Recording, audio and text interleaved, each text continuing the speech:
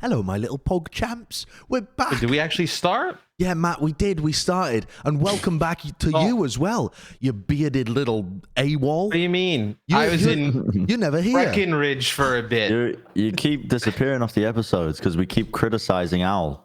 I know. It's tragic, isn't it? Matt just wants to sit there and roast his employer, but he's not allowed to do it on broadcast anymore. So it's brutal. I mean, you have to kick him off. That's not true. I don't want to roast. Why would I want to roast my employer? Look how it worked for you guys. Yeah, you restart the episode. There's some bad energy going on out here. No. I'll Who tell you dressed what. Johnny today? He looks like a little 16-year-old boy who's dragged off to the country club by his parents. Just You gotta embrace the youth. You gotta embrace the youth, Matt. Okay, you only have so many years at the young age of being a teenager. That's true. I feel so old, and I'm not even that old. You are that old.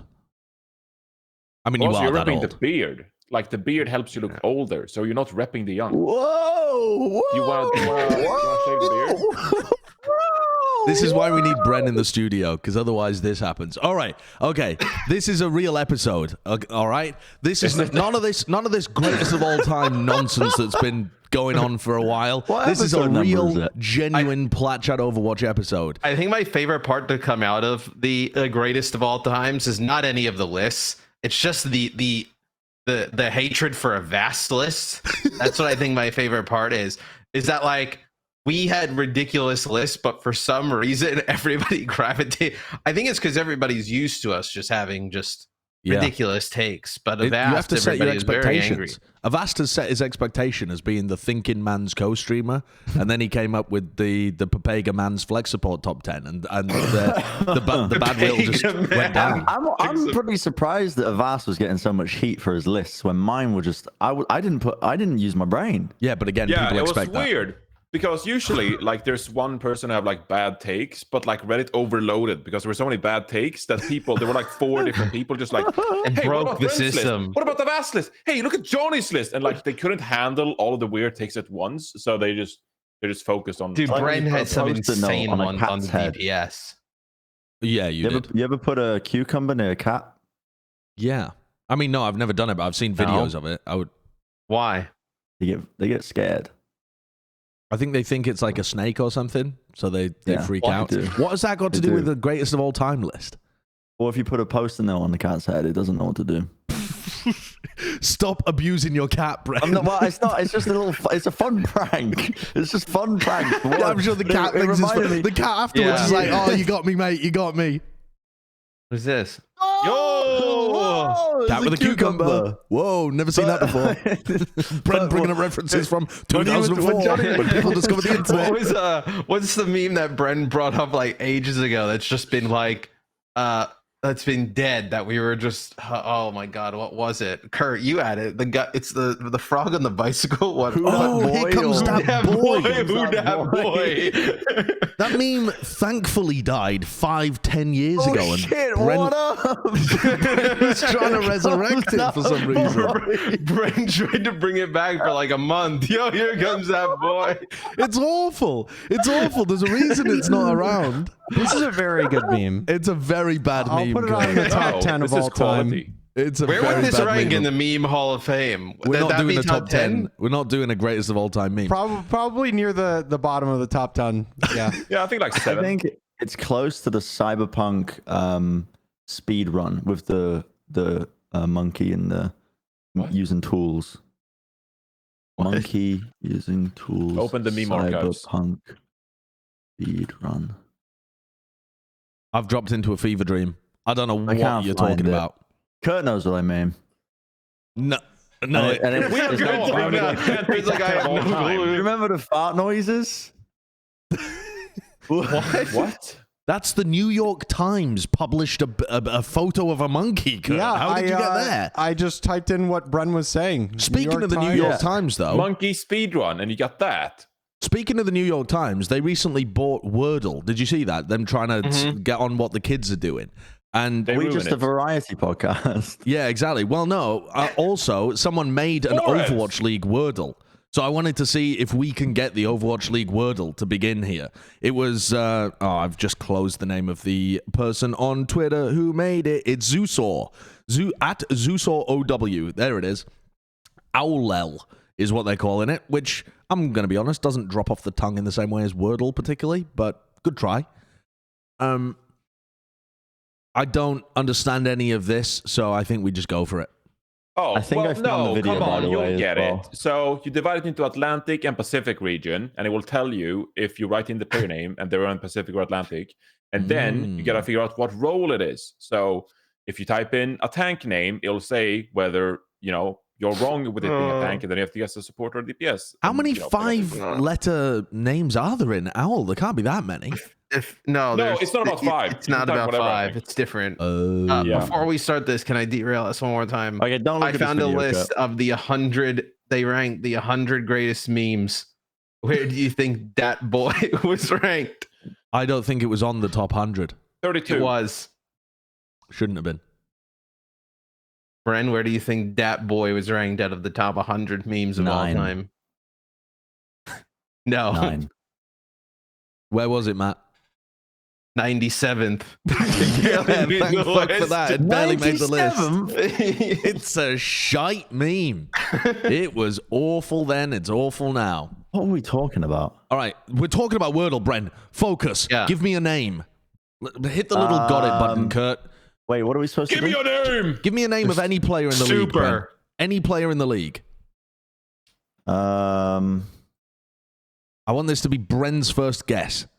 Bren, there's no Oh, pressure. one player. Literally Oh, any one You name. can literally say Anyone. anybody. Anyone. Like, literally Have you seen the anybody. interviews where they walk up to people on the Use street and they're your like, eyes. name They're right any there. woman, and the people just freeze. Who That's was- what this who was is. Picked up? Who was picked up today? No, not like, today, obviously not recently. today. Just pick Who was anybody. anyone? Recently, this season, someone. Oh, we can see the names. Pick any name.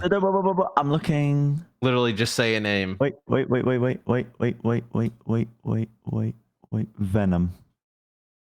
Venom. I don't think it's gonna be Venom. Unbelievable. Okay, so All it right, so wasn't we got the Venom. Venom. role player. right. It's a DPS player who's not Korean in the Pacific region. I'm Okay. thinking it's Chinese. It's a Chinese player who's DPS. Give me leave, Kurt. Ooh, it's not Leave, and they're not Chinese, but they are Pacific. We already knew that because it's one or the other. And they don't play for Chengdu Hunters. So I'm going to go with,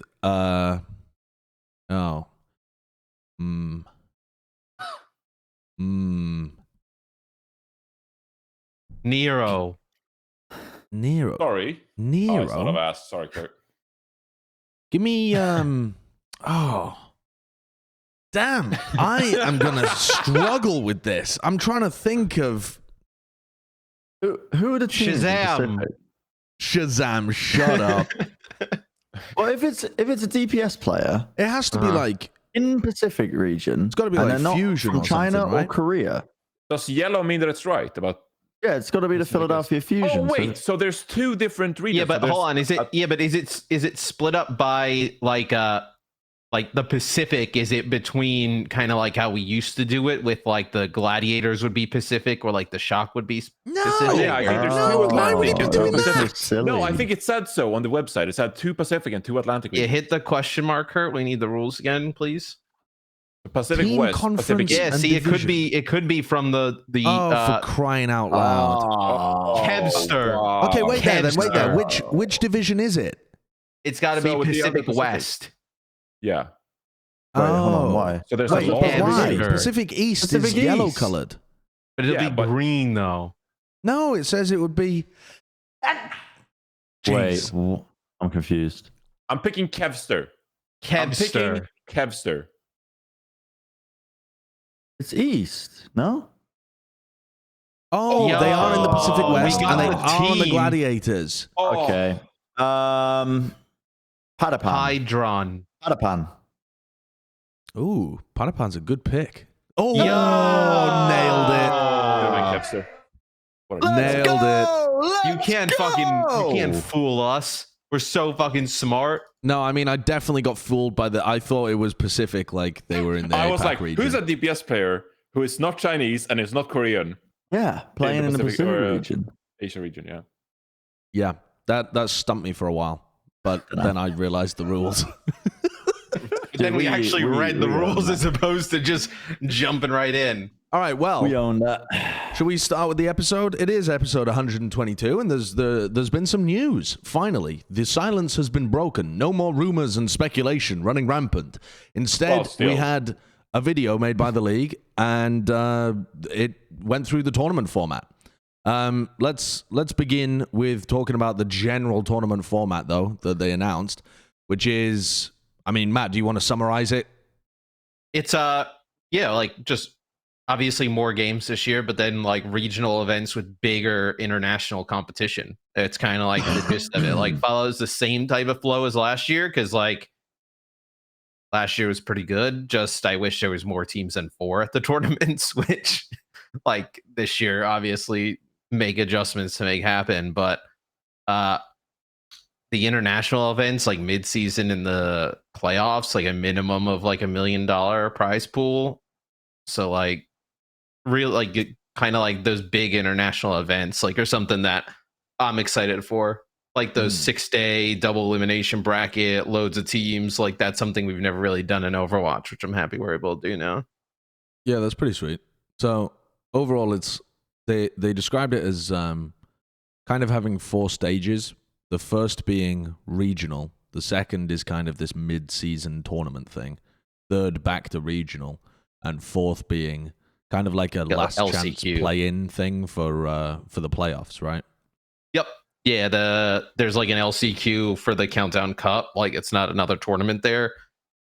Because it'd be weird to do an international tournament, then into another international tournament, like back to back. That also, like, who the fuck knows, like, who's going to be good at the beginning and who's going to be good at the end, or like people get signed mid-season or something like that, right? Like, I think this year more than any, trying to give teams as much opportunity to qualify as possible. Johnny, what do you think about the 24 regular season matches? We had 16 last season, if I remember correctly. That's outside of going to Hawaii, you know? Like, if you actually went to Hawaii, you played a few more matches, but you had minimum How many 16. matches were the season before that? Was it like 28? Yeah, something like that, I think. It went from Yeah, like I mean, that was the 40 down COVID to year. 28, Yeah, down with- to 16, and this is the first was- season it's going back up again. Well, no, Yeah. in the COVID season when we went home, right? It like changed the amount of games because I think some didn't. Dude, that was just a cursed season. Yeah, that some I people think- played I like think we're 24, done. some people played 28. It was just like all over the place. No, that one was We had fun. like 4 different formats in one season. It just kept changing. I think 24 regular season matches is perfect. I mean, until I've learned more from this season and is able to build on that experience. But obviously, 40 matches is not optimal, as in 2018. We proved that. We tested that out. If we go to the Overwatch League stats page, if you are trying to look up the top 10 player of all time, all the current holders are basically the players who played in 2018 and 2019, because that's where most of the matches were held, and then we dropped off. 16 last year, it felt a little bit too short, and also it didn't seem completely fair when it came to determining the seeding and qualifying for some of these stage tournaments. It was very reliant on like who has the easier strength of schedule one stage, who has a harder strength of schedule. There were some teams like London Spitfire, I think they had a stage where they played like Shock, Atlanta, Dallas, and like one more team. And it's like at that point, like, hey, GG. yeah, They should have just won. Yeah, we should have just beaten these 4 teams. Seems completely fair. And then towards the end of the season as well, you had the remaining league matches determining who makes it to playoffs, and teams like Houston Outlaws, I think, had a bit of a harder strength of schedule. I mean, that's just going to happen over the course of a season. But when it comes to specifically the stage tournaments, it just were too few matches, I think, to truly determine who were the better teams in a specific meta, in a specific hero pool. So I think adding some matches per stage, I think is a good thing. I think it makes it easier for the better teams to actually have a chance to qualify without being so reliant on their strength of schedule. And I also think that the stages will feel more fruitful is not quite the right word. Like there's more substance to it. More Whereas before fulfilling than last just year, 4 games. you just like come into week 1, it's a new hero pool, a team plays 2 matches, and they're like, okay, well, we didn't really have time to prepare with this comp, and then you go into week 2 and they play 2 more matches, and like, oh, we didn't make it. I guess we're not playing games for a month. So I think it adds some more matches to all these different teams, and it makes the stage qualification a little bit more fair, in my opinion. I don't like matches without purpose. Does that make sense? I mean, the matches have purpose, but what I found was last year, I basically only got excited about the matches when it got distilled down to the tournaments. When we went to the Hawaii situation, so adding more matches for me, it doesn't excite me as much compared to like the actual tournaments themselves. When you actually see the matches with purpose, like tournament brackets and whatnot. Like the mid-season idea seems pretty fucking dope. I think having like international competition between everybody, and a big. I don't know. Has it been announced what the format is of it? It's 12 teams. 12 teams is like double a limb, or yeah. I mean, I think that's a cool idea. I worry that it's like the viewer fatigue that sets in when you just watch a lot of matches without too much purpose. Early on, it's not a problem because we all want to see what the teams look like. But when you get towards sort like in between, I guess the mid-season and playoffs is when it gets a little bit weird. I think if you have too many matches, but that's just me. I actually thought this 2021 season was the first one that didn't drag. Like, I felt like a lot of the other seasons matches, really dragged in like stage 3, where you're just like, fucking hell, more games when these teams are not able to make it into the playoffs. But this is a full like 50% increase in matches. You go from playing kind of 4 per stage to 6 per stage. It's a pretty big increase, but I don't know, maybe this is the kind of right area. I think as long as you can still make it to the playoffs at the end, as long as you're not playing like stage 3, like useless matches where not much is going on and teams have no chance. As long as there's like ways in that last chance qualifier for bad teams to go on a run and still make it through, it's still going to be somewhat interesting. The way it shakes out is that it's just off the top of my head, in APAC, it's really, I think, only the last team that's like eliminated before the LCQ. So like in theory, I think it's 1 through 3 auto qualify for the playoffs, and then 4 gets a bye, and then 5 plays 6, and then the winner plays 4 for the final spot. So you're only eliminating 1 team from playoff contention just off of just being terrible throughout the season. And then in the West and NA, I believe it's only like 3 teams that get eliminated for being terrible throughout the year. Can I bug you, Sideshow, more about the matches per season thing? Because I'd be really curious to have a conversation with someone who's just like a fan of like 3-4 teams or whatever. They're a fan of the Overwatch League. They tune in, watch matches, etc. Because I think I share that fatigue sometimes with you, especially like in the early seasons when there were a ton of matches. I mean, I even had a little bit of fatigue like last year, but I think part of that is also just because it's our job, and like because we have to watch all the matches. And if you're on the desk as well, I mean, casters to some extent have to as well, like watch all the APAC games as well, recap those, who's leading the MVP race in Asia. You have to watch all the NA matches. So I think working on the product, I think that's going for most works in general. It's like if you work on something, it is going to be a bit more fatiguing than for the general fan or someone who's enjoying the product. So I'd be curious to hear what someone thinks who's just like a fan of the Washington Justice and is now able to watch one more match of them every stage, or like a fan of Florida Mayhem who would have like a month's break in the middle of the season last year. Now you're adding like a match to their viewer experience, and I think I can kind of answer that as well. But yeah, like I think it is probably like a thing of us being on the show, because even like last year I was like, man, I just want to get to like kind of like Bren, like just get me to the tournaments. But like all the feedback like across the board is like people wanted more. Like they didn't feel like the 4 was enough. And that's like teams, fans, etc. That like maybe it's just a product of us doing the show every day and like kind of just living it that way, as opposed to just kind of a viewing experience as a fan. Yeah, no, I can understand that part of it. Yeah, I mean, it's not a outrageous hard amount getting of up games at like 8 a.m. the to check your sound to cast those Vancouver games, towards the end of the season. I mean, you're like, come on, man. Like,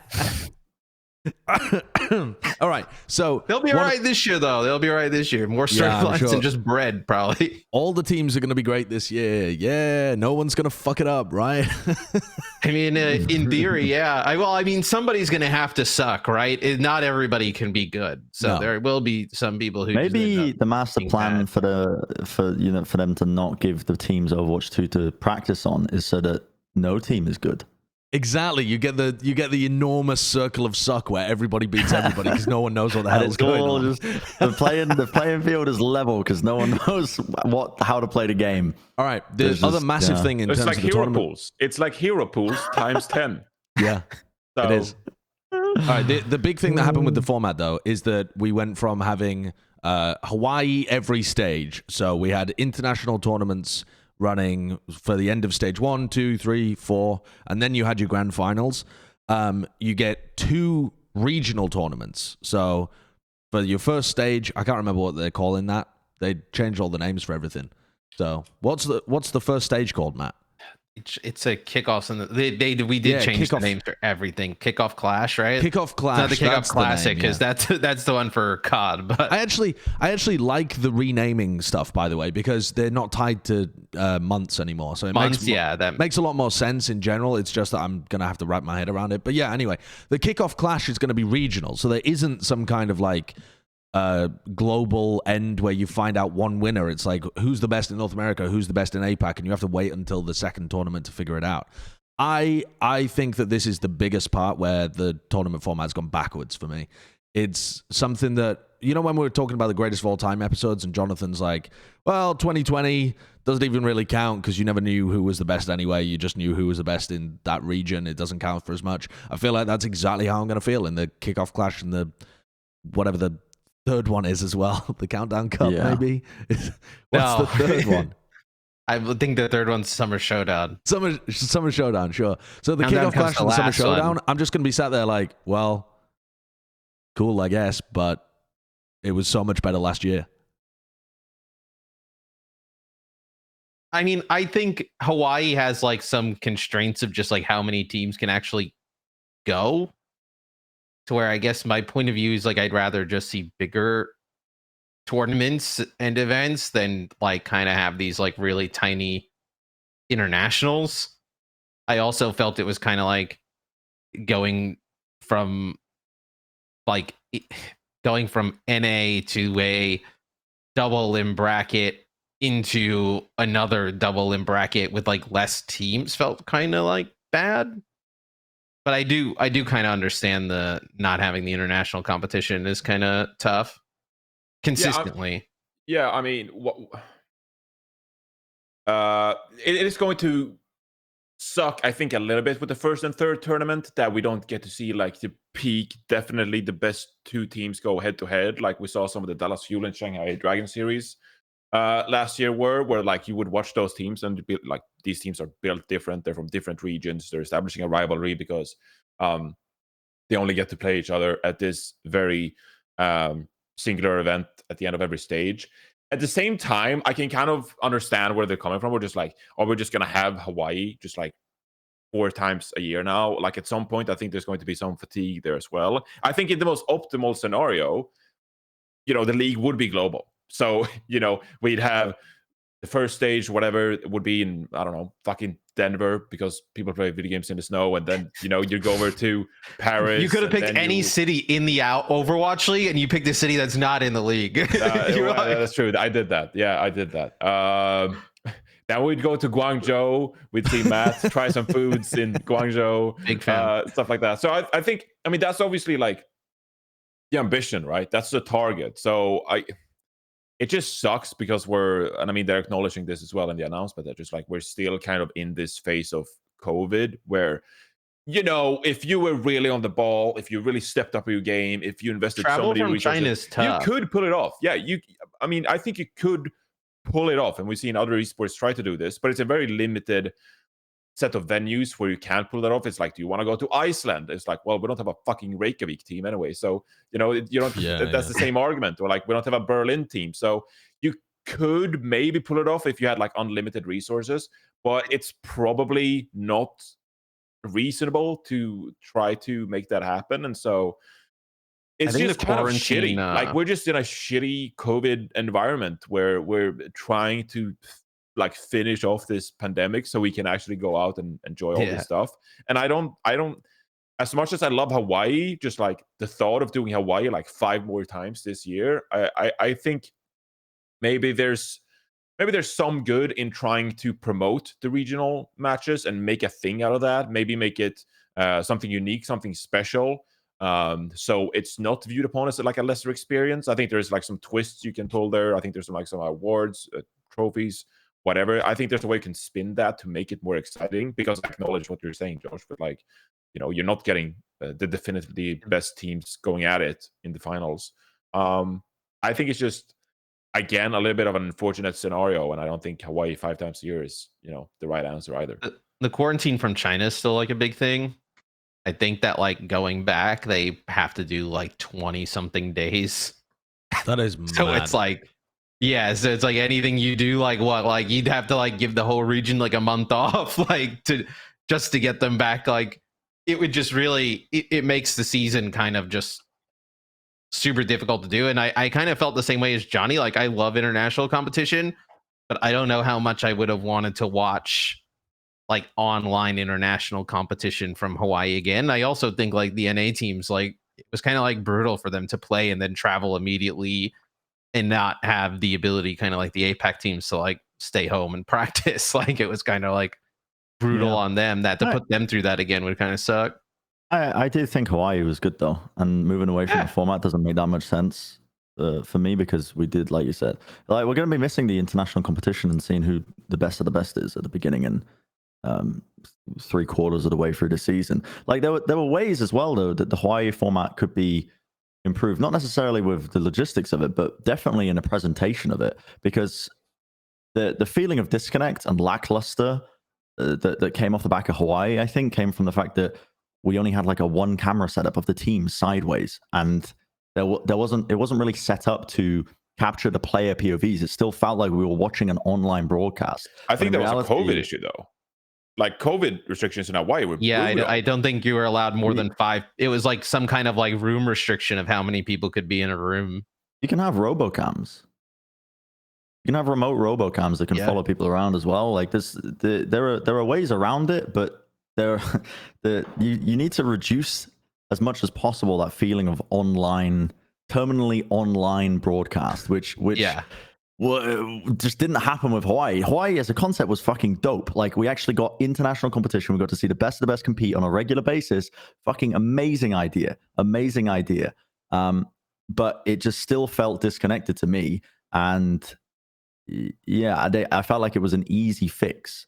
Because it's just very clearly online, right? Like, but I felt like it's an easy fix. Like you literally just have the camera setups where, I don't know, you hire out a studio in China, you hire out a studio in Korea, wherever the teams might be playing. You have a setup there that's remote. You try and sync it up with the broadcast. In Hawaii, if there are COVID restrictions not allowing you to have cameramen or camera people inside the room filming the players, you have RoboCam setups as well, so you can actually capture the reaction, capture the feelings, the emotions of the players in the league you're trying to sell. That was the disconnect for me with Hawaii, and if they fixed that, I feel like that still would have been a really good solution. Anyway, I'm running around in rings when I'm talking about this topic. I think it's a missed opportunity that we're not having like the mixed competition, because like Josh said, it's we're just going to be left with questions. At the beginning, it probably won't be hurting that much, but just overall, it's like it's just 2 opportunities where we see the 2 regions clash. It's the mid-season tournament and then the grand finals, right? It's like mid-season tournament and then the playoffs. Yeah. So it's better than the 2020 system, right? Do you remember the 2020 where Shanghai's dominating in APAC and then you've got Shock and Philadelphia we just fighting? Had 1, right? What's right? What was the original? That was just what one. was the original plan for that, though? I don't even remember.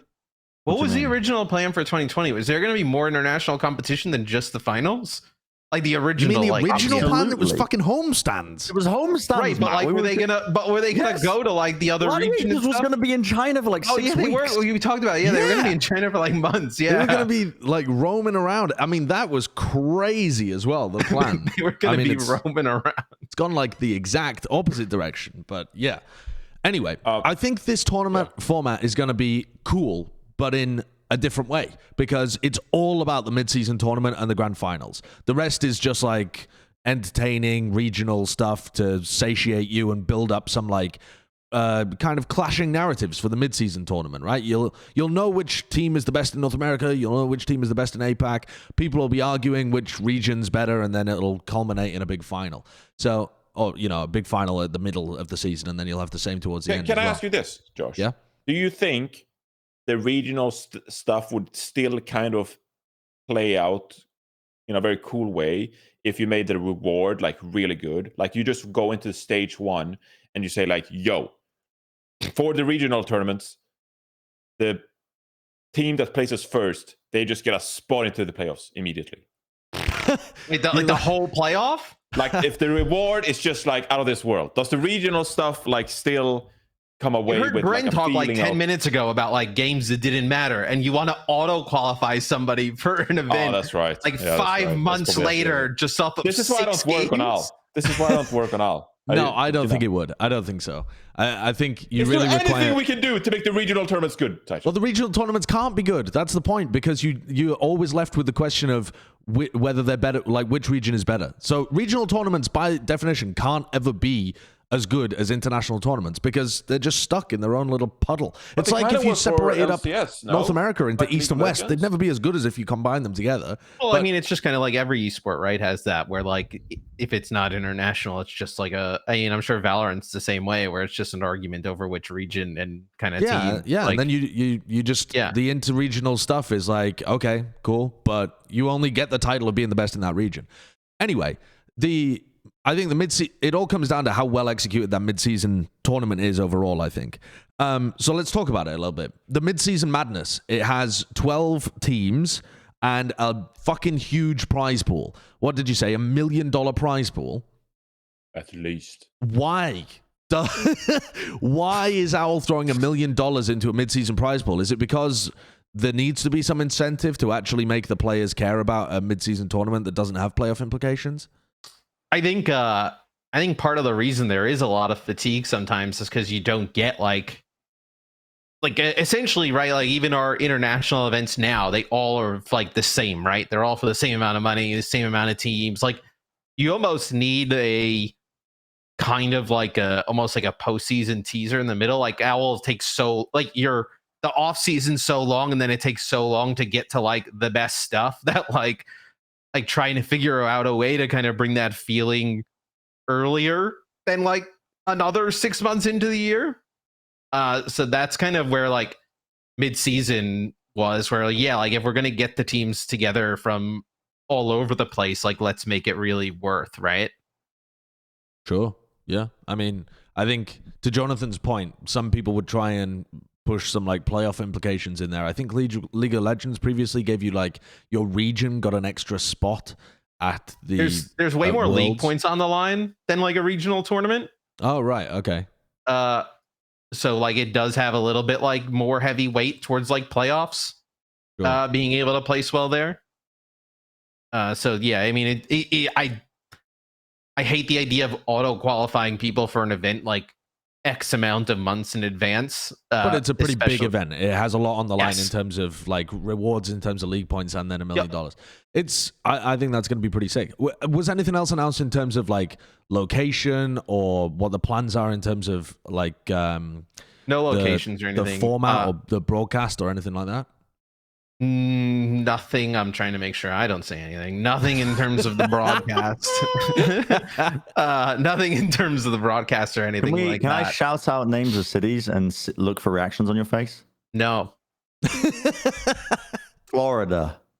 Florida's not a city. It's a fucking state. You failed at the first hurdle. Is the hint on your jumper? Is it Breckenridge? Yeah, it's been held We in don't have Breckenridge. We go to Yeah, Breckenridge. I've just been teasing for Colorado? months going to Breckenridge by wearing hoodies on the stream. And I've just been like, yeah, tournaments in Breckenridge all season long. Yeah. Obviously, Breckenridge, drops are Colorado. back. We talked a little bit about like Drops. the Shanghai Champ skin. Yeah. That was talked about, but really just trying to get like the format out there. Like I think like we obviously want to I want to communicate like way more than what we've been doing. Yeah. So They like also, this, I think, is just the other start, thing that right? was announced in this video was that there's going to be live events happening in North America. They said specifically that some live stuff was going to be occurring. I think Halo Thoughts wrote an article saying that it was going to be like homestand model, which I thought was very confusing because original homestand plans are for you to like have everything live, which there's no fucking way they're doing that, surely. But then COVID still I think exists, yeah. The Dallas teams were talking about having a live event for like opening weekend or something, weren't there? I swear there was like a tweet going on about that, or someone was selling tickets or something. I missed it. There was something happening online about one of the Dallas teams, or one of the Texas teams, trying to do something in person. Anything. Was that on Twitter or on Reddit or something?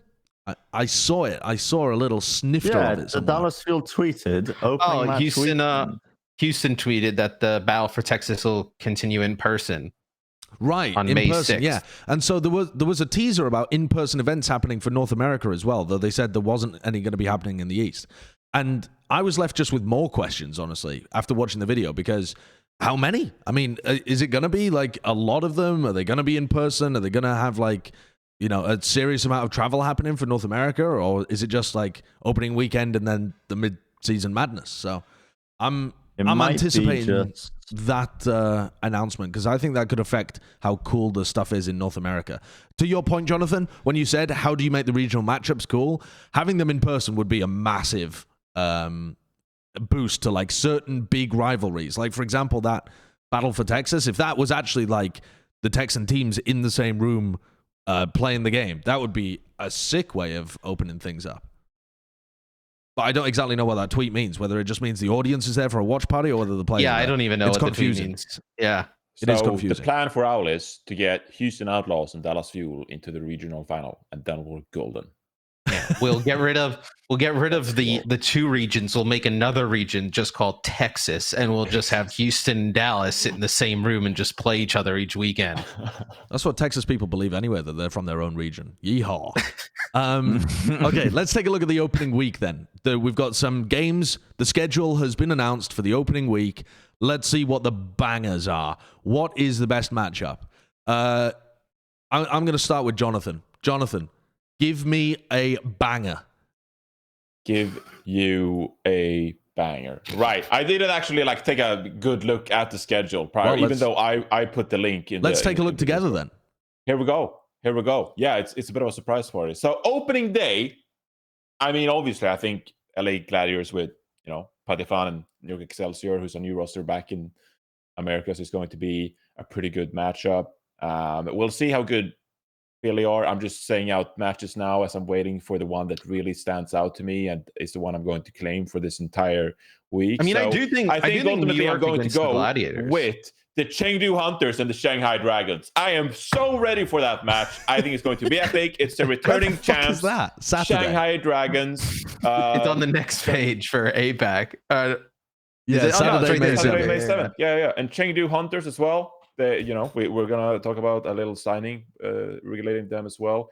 I think that's going to be a great matchup. I'm looking forward to that one. Johnny picked like the one game that wasn't visible on the screen. Holy shit, there's a lot of games going on.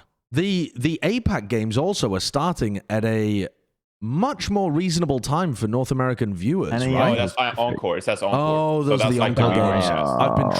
I've been trolled. Those are the Encore games, right? Okay. Get fucking owned. That makes sense. In the first week of teams. The first week of each stage is actually going to be 4-day weeks instead of the 3-day weeks, like we've done in the past, because everybody should play. Like, remember last year where teams had like a bye that first week? Bren, how close do you have to get to the screen to see? I'm trying to read the teams. Last year teams had like buys in that first week, right? Which was like is super unfair in terms of like being able to watch teams play and scout a meta. So like everybody plays twice the first week. Okay, interesting. There's got to be another banger on there. What's a North American banger? Can you bring it up again, please, Kurt? I'm searching for the North American banger. Where is it? I actually think New York it's the Battle for Texas. Really? I thought New York versus Gladiators was going to be good. Like New York, I feel like was a little bit. I think they're going to be way better in the West than they were. Obviously, kind of dealing with everything in the East. Remind me of New York's roster. It's disappeared from my mind. Who the hell did Okay. New York have this year? Tank, it's Kellan, Gangnam Jin, Myeonbong, Flora. Oh fuck Yaki. yeah! Dude, they Yeah, actually do have a Yaki, pretty yeah. nice looking team. They have a fucking sweet team. And then Ooh. what the Gladiators, they added what Reiner, they added Padipon as well. Ans, Padipon. Yeah. No, I mean, the only reason I wasn't looking at that opening game as a banger is because I was thinking the Gladiators might just walk over them. But I'd kind of forgotten that New York have some decent talent on Gladiators that squad. added Funny Astro as well. Oh, yeah. The Gladiators are looking like They they're have a going fucking for the championship. sick team. I mean, they, they're looking nasty. if they don't like contend this year, I mean, my lord, I mean, there's nothing they can do, right? Remember when we put the number one, where I don't know if we did, but everyone was like, Gladiators number one. They're better than the Shock last year.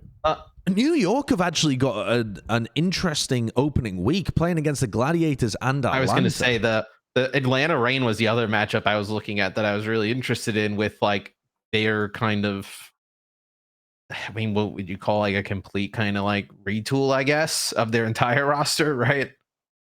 Because what they sent Iris out, they sent Pelican out after the first year, right? They got the new support lineup as well. Yeah, it's We're gonna. Why are we only allowed to look at North America? well, we're not. I'm just saying we already picked the banger from APAC. There you go. Oh, there's more. Of course, there's more APAC games. I was just looking at the Encore game. Yeah. I'm an idiot. That's why I was saying they're on another page. Yeah, bro. I That see. first game it looks pretty good. What time is that? I can't see. 6 I mean, p.m. we'll do the team previews as 2 well. a.m. I don't know Pacific, if- Bren.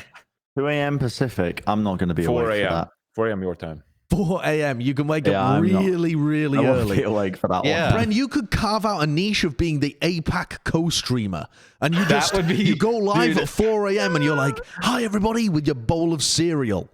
Yep. Just barely awake, barely functioning. In fact, let's go out the night before, get really fucking drunk, and then co-stream, and then not sleep. How That do you sounds like guys a great think? idea. How do you guys think the Valiant's going to be this year? Dude, if they come out and beat Hangzhou in their first match, that's going to be like just kickstart the APAC region in a whole different way. Why have they not rebranded? What do you Good mean? question. I feel like they've just killed the branding. There's one Los Angeles Valiant fan, and it's Tay Zonde. He'll be waking up at 2 a.m., dude. They He'll be there. They should have really just rebranded the team to like an Yeah. APAC city. Yeah. I mean, I don't know why they've done any of the things that they've done. Dude, Tays on Days a throwback. I haven't heard that in a bit. Can I say this as well before we move on? Yeah. We'll get into this when we talk about the team previews later as well. If we ever end up doing those, I think we plan to.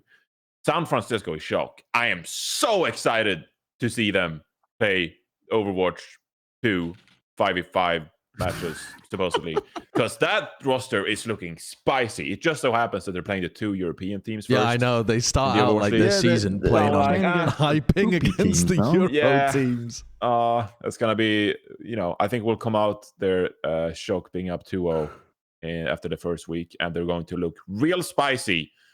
I think this roster is really fun. I'm so looking forward to see. Well, this actually, roster. I mean, Paris could. Not gonna lie, Proper rookie of the year. I don't think it's a Okay. big surprise. Hot think take so. there. we can't be sleeping on Paris. Actually, I called them the poopy team, but they didn't change their roster really at all. They added Glister. Yeah. How does that? How does that What? mean? I think that's a good thing. You think that's a good thing that Paris didn't change their roster at all Yeah, from last Paris year? looked like they had something going for them last year. They just needed to not be playing on high ping. They're still playing on high ping. What about So that's what about problematic, London? You know, I think. they got Poco. Yeah. Hardy's back. Jackson Yeah. Sparker. I Yeah. don't know about London. I mean, listen, I'm gonna be They're real with you. both playing against the Shock. Yeah, but They're playing Vancouver. no one at this point, Overwatch 2 still won't be available to the teams. So who knows who's gonna win? True. Maybe it comes out. Maybe it's like a time zone difference. It comes out earlier in Europe. So they have, like, 6 hours advantage. The All team actually that would win is the one that gets the closest form to Overwatch 2's pre-release in the workshop. No, this They're all is playing on this is different I think versions. everyone's we playing should on the move on. Gumba We should mode, move aren't on.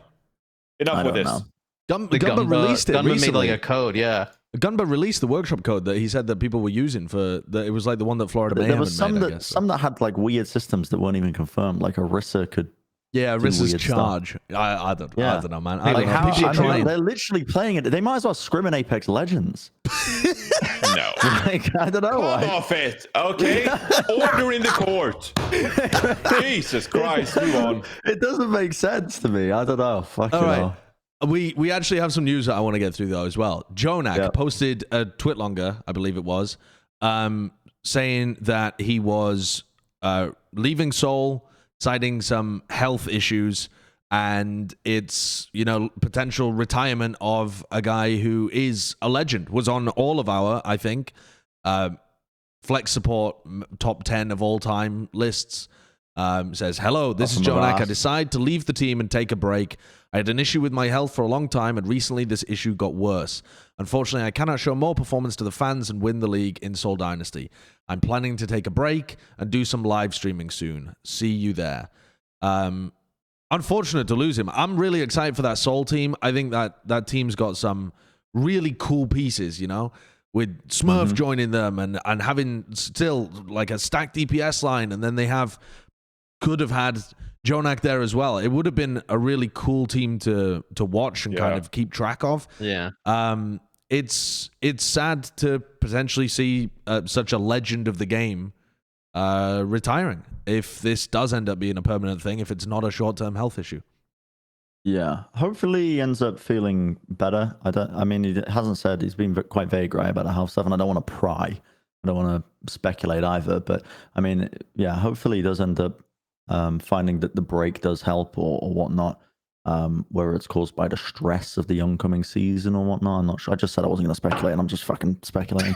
I'm an idiot. You said I'm not going to speculate, and then the first thing you did was speculate. Yeah, I don't have any brain cells. They're literally all focused on trying to make people squirm in the podcast by saying stuff like, "Oh, there's no Overwatch 2 to practice on." What the fuck is that? Yeah, I mean, it would be a massive shame, honestly, to see him retire and not see him like showcase, I guess, what he can do in Overwatch 2 and continue that forwards. Because I mean, the thing that when we were doing the top 10 lists, the thing that I realized actually was that there were some rare cases, but honestly, more than I thought of cases where players had a resurgence of performance, where they had a really strong performance and then a little bit of a drop off, and then actually came back a little bit towards the end of their careers or whatever. And for Jjonak, I mean, Jjonak's always been one of the best players on New York early on as well, and carrying on all the way his performance when he was playing on. I don't know. He's a player that I would have liked to have seen that resurgence, because he didn't. You would have liked to see what he could do in a new environment, right? With some other pieces around Overwatch 2 him. is rumored to be like just absolutely flattening main supports. So like you'd think that flex supports are going to have more agency, you know what I mean? Like a bit more freedom to really flex and pull off some cool shit. So I feel like it would have been a game that potentially really suited him, which is why I think it will be a bit sad if he's not competing for the future. Yeah. I mean, you also look at it as like, this was clearly his best team he would have been on since season 1, right? I mean, obviously you don't know, but yeah. Huh? Season 2, But like they in still terms of performed like pretty just well, but yeah. in terms of like just overall talent on the roster, top to bottom, right? Yeah. Like with Smurf and Profit Fits, like creative, like this would have been like probably the strongest team talent wise he would have been on. So it'd have been interesting to see what he would do on that team. I was also curious of like how they play with him, right? Because we've really seen New York just play like one style, just basically centered around Jjonak. So like what he would look like on a different team. But hopefully, like to what Bren said, hopefully it's just a break and not a retirement. He can come back eventually and see what he can do. Yep. There was also some other news coming out of the the LA Valiant account, which was that they have signed Lengsa as a 5th member, which I think is a massive pickup. I think Lengsa has been had eyeballs on him for a while in terms of being a very talented player and fits into the Valiant pretty well. So I don't really see. I think this makes a lot of sense. Don't have any tanks yet. No, I don't have a tank yet. No. Don't have any tanks yet. I assume there's more roster announcement coming. I don't think Lengsa has been added to play tank for them. No, but like you never know. No, I did. Well, stranger things have happened. I would hope that I know, because Lengsa was one of the people that a lot of different teams would have had their eye on. I'm pretty confident in that. Honestly, yeah, the team is shaping up to be quite nice. Honestly, if they don't have like a thrower on tank, they're kind of like not going to be bad. I think Coldest as well as a player that we didn't really get to see much of him, right? He was on Hangzhou for a long time. He got added to that team, Hangzhou Spark. Yeah, he was a good player. Yeah, but he didn't see too much playtime, right? Because Hangzhou, I think, found it difficult to integrate a lot of the Chinese players into There's a lot of Hyper Dia coming back as well. Yeah, I think there's some real potential, because I always thought Coldest was a really good player. This team is shaping up to look potentially good. And listen, if they come out with that market redesign as well, and it goes for the Beijing Bears or whatever, listen, I'm telling you, Beijing Brens, the Beijing Brens. I'll be right there with Taezonde. I don't think they need the rebranding though, because they're halfway there to doing the full Shanghai Dragons season 1 turnaround, where Shanghai went 0-40, and now we're seeing the LA Valiant. They've lost one season now. Win. And it's like, maybe now they could win Overwatch League in a few years. So, I think the turnaround would really be quite epic. I think they'd garner a lot of attention. If they start winning games early, I think No Hill is cooking up something special over here for the LA Valiant in the Chinese region. So I'm really looking forward to it. I'm hyped for this roster. They're missing a tank, but even if they roll out like Becky on Sorry or some shit, I don't care. I'm ready to root for the LA Valiant. I also feel like last year though, didn't they not have a ton of time to put together the roster? Like that's because they got rid of all of the players on short notice. Right. Which but I'm saying the I forgot what Chinese team they're partnered with, right? LGE. They didn't really have a ton of time to put together a team. Were they even in Overwatch prior to that? Yeah, they have they've been in the game for a while with contenders teams and stuff. Yeah. Yeah. So they had some experience with it, but this is probably their first actual kind of attempt to put together something that is serious. Where's the rebrand, bro? I like that you're just openly saying, hey, I don't really give a shit if the LA Valiant just screwed over all of its players. If you rebrand, I'll love you again. All you need is a little rebrand, and I'm willing to forget. I'll tell you, no, let me word it correctly. I don't like the fucking Immortal Gaming Club who fucked over those players by selling the deal after they signed all those players and essentially sold or whatever, broke a deal with LGE to operate the team. And then LGE was like, well, we can't get these players over to China. We need players that we can literally manage in the country that we are operating in as a business. And so purely just the ethics were thrown out the window by the fucking Immortal Gaming Club. Yes. That's what I'm saying. Listen, the Los Angeles Valiant name has been tarnished. It has been tarnished. Throw it away. And if we write it in the history books, let it be known that the Immortal Gaming Club cannot be trusted with anything. Anything. Okay. All right. Well, excellent. Let's move on to Chengdu, because I think Bren's got more pleasant feelings about Chengdu. I think there's so much to this brand though. Imagine if No Hill just took innovation out to In-N-Out in China. That would be we don't have In-N-Out in China. But there's so much to riff off. There's so much material here. You can It would be very funny. Do something with it. It would be very funny. Talk to me about Chengdu, Jonathan. They have promoted Aprida. Yes. What's your read on the move? My read on the move, I think this was quite an obvious move. As soon as they got rid of my fellow Taro Kukido, I think Aprida was one of the most hyped Chinese contenders players that we know of. And if you've interacted with any of the content that some of the people who follow the Chinese region a bit more closely, even on the Tactical Crouch podcast when they discuss this move and stuff like that, Aprita is just an absolute god. And so him teaming up with Leave is they're predicting it's going to be one of the best DPS duos in the entire league. Like no cap. Aprita is that good, and of course, leave the reigning Overwatch League MVP. So I'm pumped to see it. Them going head to head against the likes of Fleta and Lip. It's going to be some unreal Overwatch goodness. So I'm really looking forward to it. I think this is a very exciting move. They got the Moo in there as no well. No matter how obvious it was, I'm only looking forward to watch more Chengdu with Aprita being picked up. Yeah, I'm very hyped for crazy good Chinese DPS carrying in 5v5. I feel like it's just the year to do that. It seems so good to just beef up your DPS core in this kind of year. just pulling out Genji, just winning No games. cap though. Like, listen, if Overwatch 2, now listen, we don't know anything about it, but if they turn it into a shooter, you'll be seeing Chengdu pop off, man. What? If the game is like a shooter game, could be seeing him pop off, man. I'm telling you. Yeah. No, I can see it. I can see it. I think Chengdu low-key looking extremely good for next year. Or maybe not even low-key, but they are I'm concerned a little bit that the APAC teams will end up getting ignored a little this season without the international competition. You know, the way that it kind of did in 2020, where everyone was talking about Shock and Philly all the time. Because there's more teams in North America. There's more people watching at that time zone. They don't particularly watch all of the APAC games.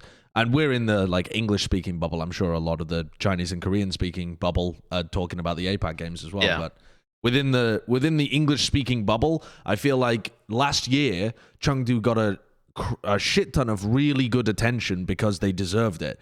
And I just hope that people are still willing to pay attention to them if they start doing incredibly well next season, even if the games aren't in their time zone. Because I think they'll be fine. I think you saw this year even that like someone like Avril, who's obviously an expert specifically for this region more than almost anyone else, is just like, you know, he went all in on the Leave MVP train very early on, around like June or something like that. yeah, he like, also lives in the APAC region, so it's not a weird time I also for him. saw where he thinks that there shouldn't be headshots in the game. I was like, okay. Well, Who said that? they had they like did. a discussion about that. Yeah, they had a discussion about that. Who said that? It's Avril, you want to take your shooter and turn it into It's daddy daycare. Can you blame them? No. You need- I know a pro player who also suggested that at one point. I'm not going to name him. I know who you're talking about. Was it you? It was not me. It was not me. No. Well respected member of the community, though. DPS player. Let's narrow it down a little bit more. I think who if does someone he play rises up for? from the APAC region, they're going to get the props. I don't think we have to be very concerned about that. And I think actually, if you look at some of the, social media action and stuff like that, I think obviously you're going to hear a lot of fans who are like Outlaws fans or Dallas fans, Shock fans. Like they're going to be very vocal and noisy out there. But I think you're seeing a pretty fair representation when it comes to like the best players and stuff. There are people who actually like root for some of the APAC names, brings them up and mentions them and describes like what they're doing to some of the fans who don't watch APAC. So I think there's some representation on social media even for players who pop off in the APAC region. So, if they go on a wild run going into the mid-season tournament, I think you're going to see some noise about it. Maybe I'm just being too optimistic. I feel like I'm so optimistic this episode. Maybe I shouldn't be optimistic. I don't know. I like to believe it. good things in the world. Joe. All right. Take a look at that Chengdu roster again. Kurt, can you bring up the Chengdu roster? This roster looks pretty stacked, right? Yeah. You've got nasty DPS duo, really good tank that's flexible. You've got support players that can kind of pound as well. Here's my question, open question. What kind of ranking on paper is Chengdu in APAC? I mean, they have to be the clear-cut number 2, right? Behind the Shanghai Dragons? You would think so. Man. I mean, shit. If they had another tank and you split them up into 2 teams, they're probably the second and the third team.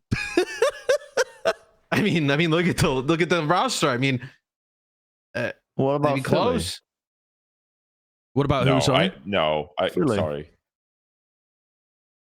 I can't hear who you're saying. What about Philadelphia? Oh, thank you. Has Philadelphia announced their full roster yet? No. I don't believe they have. Right? Nope, they haven't. So, I mean, how could you know? Impossible to know. Are you sure? I'm just They throwing made out, a I'm just lot of trying to throw out names. They've only got one support right now. You know, they got aim god. Oh so. yeah, and they did like they made an announcement for like an open tryout. Like, hey, if you're a main Yeah. support, come play with us. Philly could be good. Yeah, I think though Chengdu, I mean, with the DPS lineup they have and like Gaga and the supports, like they should be able to figure it out and make something good out of that team. Their I main even competition is going to be Yeah. Shanghai, right? And I think they play Shanghai week 1. I was even going to say, like, I think that, like, you know, that, I mean, who knows, right? Like, I think they could even contend with a team like Shanghai, right? Let's take a look at the Shanghai roster because they just made a roster change too. Or not a roster change, but a roster addition. They brought in a player that I think less people are going to be excited about compared to an Aprita or a Lengsa. They've added Bebe to the roster. And personally, I can't really see Bebe being like a replacement for Izzyaki. But are we just thinking this is a double flex support kind of deal? Seems like it to me. But I also feel like I'd want Lee Jae-gon to just learn the flex supports rather than like get another player. Maybe. It's just covering their bases, you know. Yeah, they're literally covering their bases. I mean, I think it's pretty smart coming into to Overwatch 2. They still have a fat roster considering there's only going to be 5 players playing. Does it move the needle at all? Does it actually affect how good they're going to be over the course of the season? No, I mean a couple percent. Yeah, I mean there's some fun couple percent. So Yeah, you think hold on, how many percent do you think Bebe affects this roster? I would love to know where you kind of where you have this as a move. Is this like a 2% no, difference? I think it's about a 3% increase in performance. 3% increase. Do you know that like yeah, that's essentially like a push. like it's essentially an even. Getting Fleda more sleep every night would be a larger percentage increase to their chance of winning. Yeah, well, Shanghai, they've won our championship. They want to protect it. They'll do whatever it takes. I think there's some fun clips out there of Lee Jae-gon playing Zenyatta on Route 66. And maybe you'd like to move away from that and into Bebe, taking over some of the flex support demands if necessary. I mean, it's Overwatch 2, right?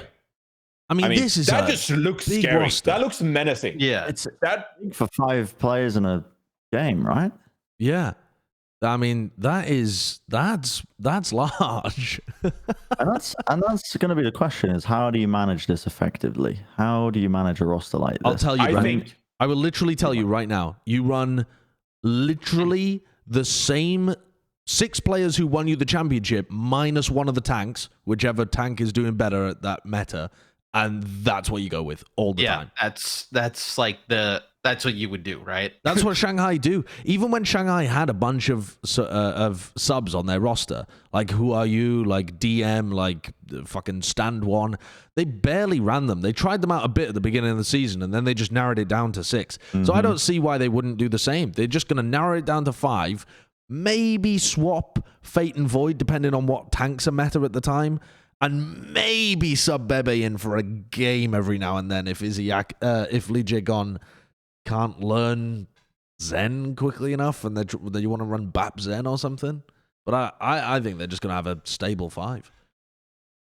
There's only one way this can go wrong for the Shanghai Dragons. And it's a very small percentage chance, okay? Or risk, rather. It's a risk. And that is if the Fate, Void, tank substitution and rolling the team, like shot calling, stuff like that, goes wrong on some level. Whether that is like, hey, we need to play Fate all the time because he's our shot caller and he provides a lot of shot calling, and maybe he can't, fill that void. Wow, what a void. That void. That void brings to the table. Oh my god, that's awful. Or because maybe like Void is super instrumental to how Shanghai Dragons operate on a peeling basis, or protecting the DPS and support, and maybe Fate is tunnel visions on something else. I'm just speculating, throwing out random unsubstantiated claims here, but I think that is realistically the only way where Shanghai Dragons could find themselves in a spot where they have to figure out which way to go between 2 paths, and something that could like be a bit of a something they trip on throughout the season, but it's unlikely to happen. So yeah, I know what you mean though. that leaves us with only our most important segment at the end here. Something we haven't done for many weeks because we've been doing the greatest of all time episodes. And they didn't have a Bren's Player of the Week. But we actually have Bren right here. So I'm not going to try and steal this away from you. I am going to say I've got a Bren's Player of the Week in my head. And if it's not that... I think we all know who my Bren's Player of the Week is going to be this week. I don't know that one. I don't think we do. know. Are you guys aware? This is going to be stupid. I already know. I can see Are it you on guys his face. aware of that telescope that they fired into space a while ago? Yeah. Go on, tell us more. Well, Did it find anything? It successfully went through the firing stage. It's in space. It's in position. They did a bunch of cool calculations on it, and now they're just aligning the mirrors on it to actually intake deep space imagery, which is really cool, but not cool enough to get my Bren's Player of the Week. Oh. A little And a Bren Player of the Week, I mean, it's got to go to Zoe, right? It's got to go to Zoe, I think, because she's having a kid. Her and Jacob are having a kid. So they're entering the wide world of parenthood. And so Zoe Zoe's going to be my Player of the Week. Expecting a kid. I think that is I don't know. Do you think we could really, do you think really we cool. can sponsor Zoe's baby and get naming rights? What would you call it? I don't think Chat? so. Plat chat. You'd I call do Just not think Plat. so. Just first name Plat. That is the dumbest thing I've ever heard. But congratulations to Zoe, of course, and just very, very happy, obviously, for her. I thought you were going to give it to Custer for completing a reverse sweep and winning the that was experimental card crazy. tournament. I could have strung you all along a little bit more, but I could have taken it one step further, like talking about the alignment of the mirrors. I mean, it's pretty cool, but is it as cool as Overwatch? And then started, hinting to Custer, and I'm like, but Custer's not going to get it either. But no, I didn't want to. Listen, I'm not going to string people along. So Zoe, obviously, I think she's earned the award many times. Actually, we'll have to check the archives. She's got to be near the top. Pull up She the is Blade at Runner the scene. top, Check the archives. 100%. It was her and Achilles were tied at the top, and then you've given it 2 extra times to Zoe. How is Achilles at the top? I think he took out Fielder for dinner and did something. I think he maybe, I don't know. Did he get married? Somebody archived get married or all the Bren engaged? players Yeah. of the week. Genuinely, So- the most consistent way to win Bren's Player of the Week. If you're out there, if you're a fan and you want to win Bren's Player of the Week, get married, have a child, have some major life event occur, and Bren respects those life events much more than any accomplishment that you could He's get. on the lookout. I'm always. I mean, He's hunting for pregnancies on Twitter, and A while ago, I handed it out to people. I mean, that sounds really weird. I handed it to people who were like, everyone who is married is getting married and potentially will be married in the future. That's true. So that's like everybody watching that covers in theory. so many bases. You didn't give it to Puckett when watching, Puckett had a kid. Yeah, Puckett just had a kid, and you didn't give it to Puckett. Why I wasn't on the episodes? Well, No, like they literally just happened the other day. this week. He had a child. This week. Yeah. It's oh god. So he's only halfway through. You guys are splitting me at the seams here. What do you? I think we should give it to everybody who is pregnant or may Congratulations to be Puckett. having a child. Congratulations to Puckett and Molly as well. Yeah, I think Molly did the hard work. I don't think Puckett actually had the child. No, Puckett. Kurt, pull it up. Puckett had a technical difficulty. It looked like changing a diaper. That looked to be no bueno. Pull it up. I believe he said. No, That's there's a another very one. cute There's picture. another one Photo. where Puckett, This is all cute. right, well, it's a joint player of the week. Then I'm gonna hand it to the. It's going to Zoe, and it's also going to. It's going to. I don't know. If you are a former host of the Overwatch League, you are the player of the week. There you go. Golden Boy! It's covered all the What bases. does Golden Boy get it gets it. for? Golden Boy, Because he's the Malik, former host of the Overwatch Semler. League. These I people guess have so. all hosted it before. Yeah, I I've think hosted it. Johnny's player of the hosted it. week? Johnny, you get player. Everybody you're player of the but week. Johnny. Yeah, you guys are splitting me at the seams. I cannot please everybody. I can't please everyone. Puckett had a diaper explosion incident. It sounded like that didn't go well. Where pull it where up. is this? Where have you seen this? it on Twitter. Do we He have to had put it up? Can you pull it up, Kurt? his first projectile. I Oh. believe. Warning! Warning! Do not look at the screen if you do not want to see poo. Jesus I'm not Christ. showing it's all poo over on the the screen. Like, why would I show Yeah, don't poo? show- People don't don't want to show see poo. it. Don't Like, show poo. Okay. I'm not showing poo. Fair enough. Fair Lost enough. it, I thought lost. it'd be a nice way to close out the episode. You know, good. I good do. little- I will say. It has to draw a line somewhere. It is lovely. Just the I don't know, just seeing all of our friends and colleagues as well, like entering into parenthood as well, because it's such a defining moment in everybody's life. Everybody always says, like, when you become a parent, like it alters you. You know what I mean? Like it becomes the defining moment in your life, almost a turning point in how you redefine the highest points of your life. Is how, and then I mean, there's science behind it as well. You know, your brain is just a series of chemicals and shit, and that is what affects how you input data and see the world through a specific lens.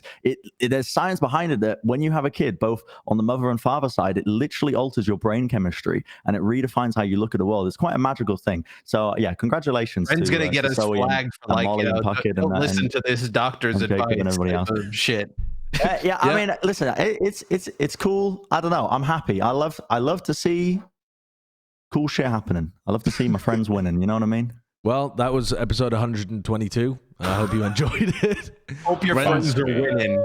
Bren's If you play of the have week any was the longest friends, segment we had. Hopefully they're winning. Yeah. Yep. You got All right. friends. Well, we will be back with other news and other lists and other things, team previews upcoming at some point too. So subscribe to the YouTube channel as we build up towards the season beginning. All right. Bye.